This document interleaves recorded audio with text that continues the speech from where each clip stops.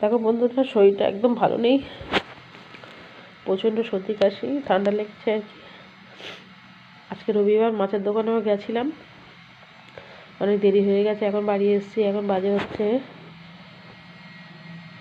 11:50, মানে 12টা বাজে 10 মিনিট বাকি। এখন সবে আছি, বিছানা তুলছি। এই বিছানায় সব হাল, বালিশ এলোমেলো, কাঁথা এগুলো সব এলোমেলো হয়ে আছে। মানে খুব মনের জোরে কাজ করছি আজকে। মেয়েটা সকাল থেকে বাড়ি ছিল না, ও টিউশন গেছিলো, ও থাকলে করে নিত। এখন বসে বসে কাজ গুছাচ্ছি। আর মেয়েকে বলেছি একটু চা বানা, খাবো।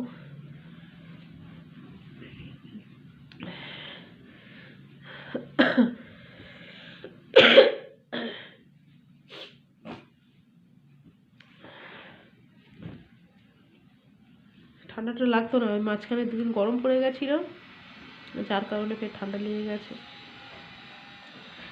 সারা রাত ঘুমোতে পারছি না, ওই না কেটে যাচ্ছে, সর্দি কাশি। বাবু সব নিচে নামো, আমি বিছানা ঠিক করি, যাও সরো। আজকে তোমার জন্য তোমার সর্দি কাশি হয়েছে, কি বানিয়েছি জানো?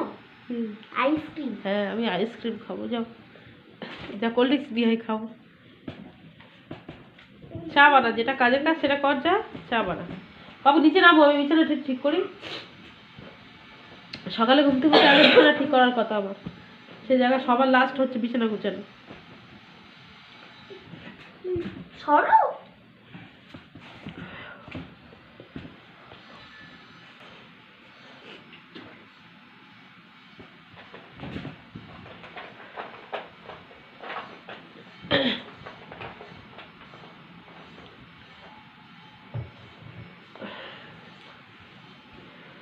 গ্যাস বন্ধ করেছিস? এখনো গ্যাস জ্বলছে? তোর ঘরে আইডিয়া করে করে আইসক্রিম করা আমি বের করছি, দাঁড়াও। কি কি আইসক্রিম করেছি? অরেঞ্জ জুসের আইসক্রিম আর অরিও আইসক্রিম। এই সর্দি কাশির উপরে যেন মনে হচ্ছে একটু টকটা খেতে ইচ্ছে হচ্ছে।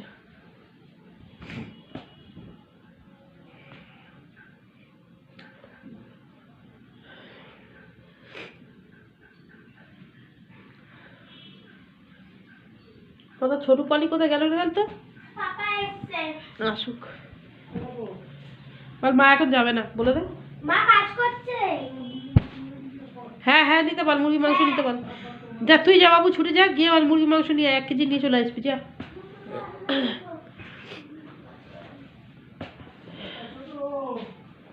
বলে 1 কেজি মাংস দাও।